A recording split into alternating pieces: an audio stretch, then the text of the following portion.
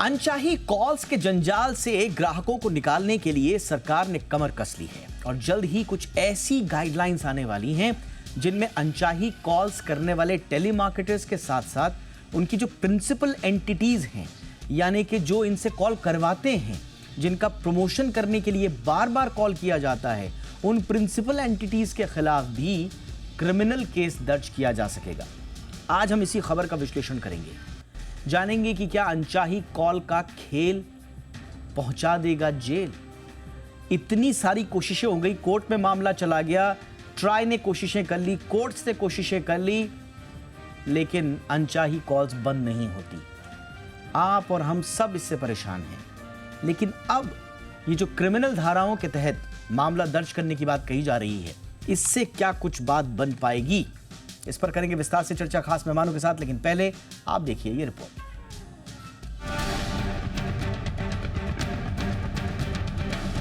अनचाही call से हर कोई परेशान है। आप कोई जरूरी काम कर रहे हो तभी अचानक आपके फोन की घंटी बजने लगती है। आपको लगता है कि कोई जरूरी कॉल कर रहा है, लेकिन फोन उठाते ही पता चलता है कि कोई स्पैम कॉल है। स्पैम एक बार नहीं बल्कि दिन भर में कई बार आते हैं और ये रोजाना आते हैं। अनचाही कॉल को रोकने के लिए सरकार काफी समय से कोशिश कर रही है, मगर मार्केटिंग कंपनियां हर बार कुछ न कुछ तोड़ निकाल ही लेती हैं। अब सरकार स्पैम कॉल पर लगाम कसने के लिए नए नियम तैयार कर रही है, जिसके तहत अनचाही कॉल करने वालों के खिलाफ आप क्रिमिनल केस दर्ज करा सकेंगे। डिपार्टमेंट ऑफ कंज्यूमर अफेयर की ओर से आने वाले कुछ माह में इस गाइडलाइन को पेश किया जा सकता है। इसमें टेलीमार्केटिंग जैसे बैंक, रियल एस्टेट पर प्रमोशनल या लेन देन से जुड़े मैसेज भेजने को लेकर जवाबदेही तय किए जाएंगे। साथ ही ऐसी प्रैक्टिस फॉलो करने पर क्रिमिनल एक्टिविटी के तहत केस करने का प्रावधान भी होगा। इस मामले को लेकर department of consumer affair, department of telecommunication यानी DOT और telecom regulatory authority of India यानी ट्राई ने भारती एयरटेल, रिलायंस जियो, वोडाफोन आइडिया और BSNL और COAI के साथ बैठक की है। कंज्यूमर प्रोटेक्शन एक्ट 2019 के सेक्शन 228 और 247 के मुताबिक गैर जरूरी कॉल और मैसेज गलत ट्रेड प्रैक्टिस के दायरे में आता है। अगर सही चैनल से प्रमोशनल या फिर गैर जरूरी कॉल और मैसेज नहीं किया जाता है तो उन्हें कंज्यूमर एक्ट के तहत दोषी करार दिए जाने का प्रावधान है। इसमें प्रमोशन और गैर जरूरी कॉल और मैसेज को रेगुलर नंबर सीरीज से नहीं किया जा सकता है। बता दें कि गैर जरूरी कॉल और SMS लोगों के लिए सिरदर्द बन चुका है। यही नहीं, इन कॉल्स में साइबर अपराधी भी कॉल या मैसेज के जरिए लोगों को अपना शिकार बनाते हैं। क्योंकि भारत फिशिंग के मामले में एक बड़ा मार्केट है, हर महीने भारतीयों को 120 से 150 मिलियन फिशिंग मैसेज भेजे जाते हैं।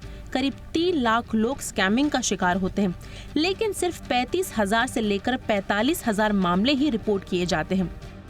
अगर अनचाही कॉल को रोका जाएगा तो एक तरफ जहां लोगों की परेशानी कम होगी, वहीं दूसरी तरफ फ्रॉड के मामलों में भी कमी आएगी। ब्यूरो रिपोर्ट, जी मीडिया। बहुत ही खास मेहमान इस वक्त मेरे साथ उपस्थित हैं। स्वागत करते हैं महेश उपलसर का, डायरेक्टर हैं कॉमफर्स इंडिया के। बहुत बहुत स्वागत है सर आपका हमारे शो पर। मेरे साथ हैं नवीन शर्मा, प्रेसिडेंट हैं CRO के, कंज्यूमर राइट्स ऑर्गेनाइजेशन के। शर्मा जी, आपका भी बहुत बहुत स्वागत है। उपल सर, आपसे चर्चा की शुरुआत। अरसा हो गया आपसे बातचीत करते हुए इस मुद्दे पर। कुछ उम्मीद जगती है कि जो प्रिंसिपल एंटिटीज़ हैं और प्लस टेलीमार्केटर्स हैं, अब दोनों पर क्रिमिनल ऑफेंसेस के तहत जो है चार्जेस बुक किए जा पाएंगे। कुछ बात बनेगी सर इससे? देखिए, इसमें कोई शक नहीं कि जैसे कि आपके संवाददाता ने बताया, ये प्रॉब्लम बहुत सीरियस है। इसमें भी कोई शक नहीं कि ट्राई और सरकार मिलकर काफी कुछ करना चाह रहे हैं, पर इसमें उनको कुछ खास सफलता नहीं मिली है। उसके कई कारण हैं और उसमें एक कारण तो सबसे बड़ा ये है कि ये प्रॉब्लम जो है, ये करीब 100 करोड़ कस्टमर्स का इश्यू है। ये मतलब इतनी हमारी मोबाइल नंबर्स हैं। और दूसरी बात ये कि इसका मतलब स्केल जो है वो बहुत बड़ा है। और दूसरी बात ये है कि हम लोग जो रेगुलर लीगल जो रजिस्टर्ड टेलीमार्केटर्स हैं उनको तो हम कंट्रोल कर सकते हैं, पर यदि मैं या कोई मेरा दोस्त आपको फोन करता है तो उसको कंट्रोल करना बड़ा मुश्किल है, क्योंकि हम लोग कोई रजिस्टर्ड नहीं है, और जब बारी आएगी साबित करने की कि हमने कोई काम गैर कानूनी किया है, उसमें एक बहुत बड़ा लंबा प्रोसेस होता है। तो इसमें कोई शक नहीं कि इसको ये नए जो प्रोविजंस हैं उससे थोड़ा फर्क पड़ेगा, पर मेरा अपना मानना है कि ज्यादा फर्क नहीं पड़ेगा। ये प्रॉब्लम इतने बड़े स्केल की है कि इसके लिए इस किस्म के रूल्स कभी काम आते नहीं है, और ये प्रॉब्लम हमारे यहाँ नहीं है, हमारे यहाँ ज्यादा है, पर बाकी देशों में भी ये बहुत बड़ी सिलसिला थी। तो मैं मानता हूं कि ये प्रॉब्लम इतनी आसानी से जाएगी नहीं, और इसको सिंपल कानून से हम तय करें वो बड़ा मुश्किल है, क्योंकि इसमें हर एक आदमी जो है किसी और को जिम्मेवार ठहराएगा, और कानूनी तरीके से किसी को ये साबित करना कि ये कॉल इसी ने करा या इसी ने करवाया, ये बहुत लंबा प्रोसेस है, जो आम तौर पर कस्टमर जो हैं, जो हमारे साथ जो यूजर्स हैं, वो परसू कर नहीं सकते, और जो बड़े यूजर्स हैं वो शायद इसका कुछ फायदा उठा पाए, पर हम लोग बात कर रहे हैं आम यूजर की, आम उपभोक्ता की, जैसे कि आप या मैं जी। तो उनके लिए मुझे लगता है ये प्रोसेस ज्यादा फायदे में ज्यादा महत्व नहीं रखेगा, क्योंकि उनके पास जो बाकी रिसोर्सेज चाहिए होते हैं परसू करने के लिए वो शायद ना हो, और इसलिए मुझे थोड़ा सा निराशावादी ही बनना पड़ रहा है इस बार भी। बिल्कुल सर, आपकी ये निराशा जायज़ है बिल्कुल, और हम लगातार इस मसले पर बातचीत करते रहे हैं। To be very frank sir, मुझे भी ये लगा था कि अब तक की जो कवायदें हैं, उनके जो फेलियर्स हमने देखे और उनका कोई भी असर हमने नहीं देखा है अब तक, तो स्वाभाविक रूप से एक निराशा तो छाती ही है, और थोड़ा सा आदमी संदेह की दृष्टि से भी देखता है इस तरह के नए कदमों को। लेकिन दो चीज़ें सर मैं आपसे डिस्कस करना चाह रहा हूँ। पहला, यहाँ पर अब अनफेयर ट्रेड प्रैक्टिसेस के तहत बात कही गई है कि भैया पेस्की कॉल्स हैं, अनसॉलिसिटेड कमर्शियल कम्युनिकेशंस जो हैं आपका, वो अनफेयर ट्रेड प्रैक्टिसेस में आएगा। दूसरा, पहले क्या होता था, थर्ड पार्टी ने कॉल किया कस्टमर को, जो मूल एंटिटी है, जो प्रिंसिपल एंटिटी है, जिसकी प्रमोशंस किए जा रहे हैं, वो अपना हाथ झाड़ लेते थे। वो कहते थे साहब हमने तो ऐसा कोई टास्क नहीं दिया किसी को कि आप हमारा प्रमोशंस कीजिए, संभवतः कोई हमारे नाम का गलत इस्तेमाल, इस तरह की, मतलब कोई जवाबदेही थी ही नहीं। अब ये दायरे में लाने की कोशिश की गई है, कम से कम डॉट कनेक्ट करने की कोशिश की गई है, और बड़ा स्ट्रांगली। तो यहां पर सर आपको लगता है कि कोई एक सकारात्मक या उम्मीद से हम यहां पर देख सकते हैं कुछ नयापन आ रहा है? देखिए, इसमें कोई शक नहीं है कि हमें एक तो जो आदमी आपको फोन पर तंग कर रहा है या परेशान कर रहा है, उसका ही पीछा नहीं करना, बल्कि उसका भी करना है जिसके लिए वो बिजनेस ला रहा है, यानी चाहे वो कोई बैंक हो, चाहे वो कोई रियल एस्टेट का हो, या जो भी हो। तो इस चीज को ध्यान में रखते हुए इसमें कोई शक नहीं है कि सरकार ने एक कोशिश की है कि जो इसके बेनिफिशियरी हैं उनको भी कानून के दायरे में लाया जाए।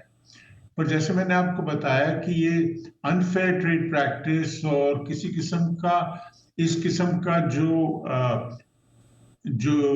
वो है परसू करना, ये आम आदमी के लिए नहीं। मेरा अपना मानना है कि इसके लिए दो ही किस्म की जो ऑर्गेनाइजेशंस हैं वो कर सकती हैं, उसका फायदा उठा सकती हैं। एक तो ये है कि कोई बड़े कंज्यूमर ग्रुप जो इसको लेके इसको परसू करें, या सरकार खुद करे।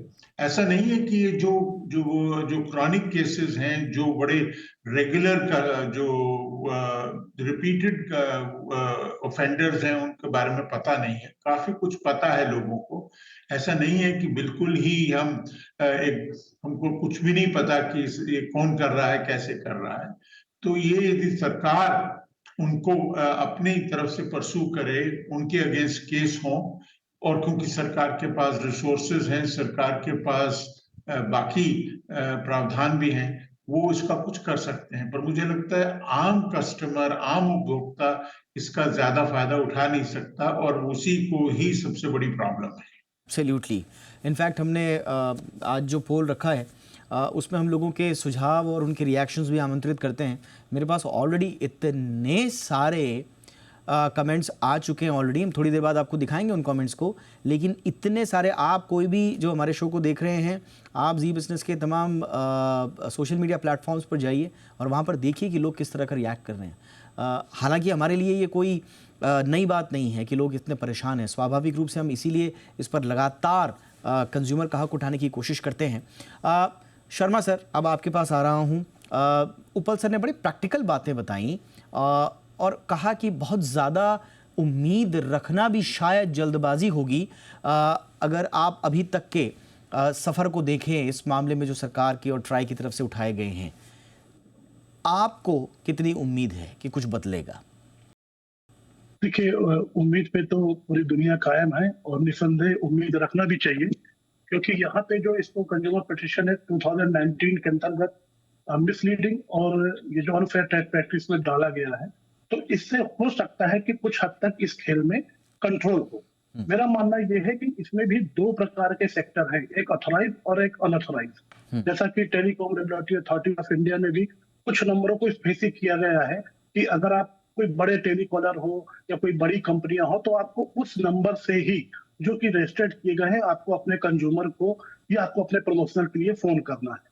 लेकिन देखा क्या जाता है कि रैंडम उनके पास लाखों की संख्या में मोबाइल नंबर होते हैं, जिससे वो समय समय पर कंज्यूमर को अलग अलग नंबर से एक सेम विषय को लेकर जनरली फोन करते हैं, जिससे कहीं ना कहीं जो जनरल कंज्यूमर है वो फ्रस्ट्रेट भी होता जा रहा है, क्योंकि दिन पर दिन हम देख रहे हैं कि इसकी संख्या काफी बढ़ती चली जा रही है। हाँ, अब बात आती है कि जैसा ट्राई का, तो ट्राई ने ऑलरेडी 2022 में एक कंसल्टेशन पेपर भी फ्लोट किया था इसमें, जिसमें एक उन्होंने स्कीम रखी थी CNAP की, जिसका नाम होता है पूरा कॉलिंग नेम प्रिपरेशन। तो उसमें ये कहा गया था कि जो भी टेलीकॉम सर्विस प्रोवाइडर हैं, जब भी किसी को फोन जाए तो वो चिन्हित करें इसमें कि उनका नाम सामने वाले को दिखाया जाना चाहिए जिस किसी भी के पास फोन गया है। पर जैसा कि अभी मेरे से पूर्व भी वक्ता ने कहा कि इसमें कोई बहुत बड़ी सुधार की गुंजाइश इससे नहीं है, क्योंकि इसमें इसको ट्रेस करना कि फोन कैसे आएगा, किस कंपनी के लिए किया गया है, ये आने वाले समय में हम लोगों को देखना पड़ेगा। लेकिन फिर भी मैं, अगर आप मुझसे पूछना चाहते हैं, तो मैं बहुत कम उम्मीद के साथ लेकिन उम्मीद रखूंगा कि हो सकता है कि इसमें सुधार हो, क्योंकि इस बार जुर्माने का और सजा का भी प्रावधान किया गया है, तो हो सकता है कि इसको लेकर लोग संजीदा हो। स्वाभाविक है, लेकिन ये मामला इतना पेचीदा है कि अगर आप अब बहुत सारे डू नॉट डिस्टर्ब के कई मैकेनिज्म आए हमने और उनको ध्वस्त होते हुए भी देखा, और 140 का मैकेनिज्म हमने पूरा ध्वस्त होते देखा, कैसे लोग बाईपास कर देते हैं इन सब चीज़ों को, वो हमने देखा। आजकल तो ट्रू कॉलर जैसे और बाकी दूसरे प्लेटफॉर्म में जो बता देते हैं कि भैया हो सकता है कि ये एक पोटेंशियल स्पैम कॉल हो या एक एक कमर्शियल कॉल हो, एक टेस्ट की कॉल हो, मोटा मोटा अंदाज़ा लग जाता है सबका, लेकिन उसके बावजूद कुछ फ़र्क पड़ा नहीं। शर्मा जी, कहाँ कहाँ पर आप मायूस हुए? और लीगल फ्रेमवर्क ऑलरेडी है, मतलब मैं कंज्यूमर प्रोटेक्शन एक्ट 2019 को पढ़ रहा था, उसमें सेक्शन 2 उसका 28 और फिर 2 का 47, इसमें साफ है कि अनवारंटेड और अनसॉलिसिटेड कमर्शियल कम्युनिकेशन मिसलीडिंग है और अनफेयर ट्रेड प्रैक्टिस का ही हिस्सा है। तो कंज्यूमर प्रोटेक्शन एक्ट में ऑलरेडी है, इम्प्लीमेंटेशन हो ही नहीं पाता, और दुर्भाग्य ये है कि इम्प्लीमेंटेशन कैसे हो ये भी पता नहीं। तो शर्मा जी, फिर क्या होगा आगे, कैसे होगा? ऐसे तो कैसे चल पाएगा? देखिए, ये तो बहुत बड़ा चैलेंज है। इम्प्लीमेंटेशन की बात आपने बिल्कुल सही बोली। और ठीक है, इसको CPA के अंतर्गत लाने की बात चल रही है, हम जल्द भी इसको इसके अंतर्गत देख सकते हैं, लेकिन बहुत बड़ा चैलेंज होगा, क्योंकि अब आजकल के इस AI के जमाने में मुझे लगता है कि जो 2 साल पहले जी बिजनेस में ही खबर आई थी आपकी ओर से कि जहां पे 2 या 3% फ्रॉड होते थे, जिनको हम फाइनेंशियल फ्रॉड मानते हैं, उसकी संख्या तो बहुत ज्यादा बढ़ चुकी है। बहुत बड़ा चैलेंज होने वाला है ये सबके सामने। तो कहीं ना कहीं जवाबदेही तो तय करना ही पड़ेगा और ये देखना पड़ेगा। मैं आपको फिर बोल रहा हूँ कि इस चीज को भी बारीकी से वॉच करना पड़ेगा, चाहे इसमें आपको मदद लेनी पड़े सर्विस प्रोवाइडर की और एक पुरजित और भी जो स्टेक होल्डर है, कि ये देखना पड़ेगा कि जो अनऑथराइज्ड कॉल हो रहे हैं मोबाइल से, उनकी भी जवाबदेही तय करनी पड़ेगी, तो जाके थोड़ी बहुत लगाम लग सकती है। बाकी ये मामला बहुत पेचीदा होने वाला है। उपल सर, थोड़ा सा हमें इसमें इंडस्ट्री पार्टिसिपेशन के एंगल से थोड़ा बताइए। कई जानकारों का ये मानना रहा है कि ये समस्या ही ना हो अगर टेलीकॉम कंपनीज अच्छे से डेटा और जानकारी का साझा करना शुरू कर दें, पहली बात। दूसरा, अगर टेलीकॉम कंपनीज ने सरकार का साथ देते हुए इस तरह के प्रयासों को सीमित कर दिया, लिमिटेड कर दिया, तो उनके भी तो नफ़ा नुकसान का ये सवाल है, उनके मुनाफे पर असर पड़ेगा।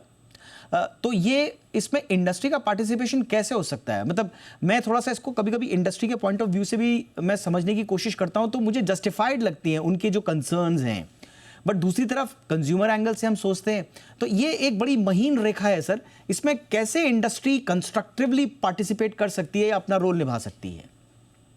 देखिए, ये बहुत अच्छा सवाल है और मैंने इसके बारे में बहुत सोचा भी है। पर मुझे लगता है एक उपाय शायद काम कर जाए, और वो ये है कि जैसे कि आपने भी बात किया, ट्रू कॉलर और इस किस्म की कई और एप्स हैं जो रूटीनली आपको बताते हैं कि ये नंबर स्पैम लग रहा है, ये थोड़ा सा सस्पिशियस लग रहा है, वगैरह वगैरह। यदि ये कंपनियां ट्राई के साथ और ऑपरेटर्स के साथ मिलके काम करें और उनको ये ऑब्लिगेशन हो कि यदि कोई नंबर बार बार स्पैम में उसका दाखिल हो रहा है या स्पैम हो रहा है, उसका पीछा क्या, उसको आप चेक करें और उस नंबर को काटें ना। उसमें हो सकता है कोई 2-4 ऐसे भी नाम हो जो कि गलती से आ गए हों, पर हमारे पास एक छोटा नंबर है फोन नंबर्स का जिसको हम एक्चुअली परसू कर सकते हैं, क्योंकि ये जो स्पैम नंबर्स हैं, यदि हमारे 100 करोड़ वो हैं तो हो सकता है ये 20-25 लाख हों, ये हो सकता है। तो इनको हम परसू कर सकते हैं यदि ट्रू कॉलर के साथ TRAI और ऑपरेटर्स काम करें। और ट्रू कॉलर यदि कहता है कि एक फलाना नंबर स्पैम है, तो ऑपरेटर्स की ऑब्लिगेशन होनी चाहिए कि वो चेक करें कि वो है किसका नंबर, और यदि वो गलत है या वो उसमें कोई सस्पिशियस है तो उसको काट दें। तो ये तो हो सकता है, पर इसमें इन तीनों इंडस्ट्री को भी करना पड़ेगा इसमें, और ट्राई को भी इसके साथ इनको मिलके एक टेबल पे लाना होगा और उनके साथ कोऑपरेशन करवानी पड़ेगी। एब्सोल्युटली, इसमें कुछ मुझे लगता है हो सकता है। बिल्कुल। ये देखिए, ये सब सारे स्टेक होल्डर्स को बैठना होगा। अनफॉर्चुनेटली ये बैठने की कवायद कई सालों से चल रही है, इनफैक्ट दशकों से चल रही हैं, लेकिन इसका नतीजा कुछ निकलता नहीं। हम उम्मीद ही कर सकते हैं, उम्मीद पर दुनिया कायम है, जैसा कि शर्मा जी बता रहे हैं। मूवमेंट बहुत स्लो है, लेकिन लग रहा है कि सही दिशा की ओर है। रातों रात परिवर्तन आ जाएगा। इतनी बड़ी समस्या जो पूरी दुनिया के कंज्यूमर्स की समस्या है, सरकारों की समस्या है, उसका रातों रात निराकरण तो होना बड़ा मुमकिन है, बड़ा नामुमकिन सा है। लेकिन हाँ, चीज़ें अगर सही दिशा में जाएं तो कम से कम सांत्वना ज़रूर मिलती है। ऐसा ही सांत्वना देने वाला ये प्रयास नज़र आ रहा है। अब ये कब गाइडलाइंस आएंगी, क्या इनका स्वरूप होगा, ये तो अभी भविष्य के गर्भ में है। लेकिन फ़िलहाल हम नाउम्मीद नहीं होते और कोशिश करते हैं कि उम्मीदों से भरे रहें। फटाफट से आज के सवाल का रिएक्शन, उसके रिजल्ट्स के जो पोल के रिजल्ट्स देख लेते हैं, लोगों ने किस तरह के रिएक्शंस दिए हैं। और जैसा मैंने आपको कहा कि जो रिजल्ट्स, जो पोल हमारे पास जो रिएक्शंस आए हैं वो मुझे कतई नहीं चौंकाते, और वही उसी तरह से इस पोल का नतीजा भी मुझे नहीं चौंका रहा है। 95% लोगों का कहना है कि वो अनचाही कॉल्स और मैसेजेस से बहुत परेशान हैं, और यकीन मानिए हाँ और ना के अलावा कुछ और ऑप्शंस उनको दे दिए जाते तो वो ज़्यादा बेहतर तरीके से अपनी बात रख पाते। मसलन हमने उनको कमेंट करने के लिए कहा था, कमेंट्स भी आए हमारे पास,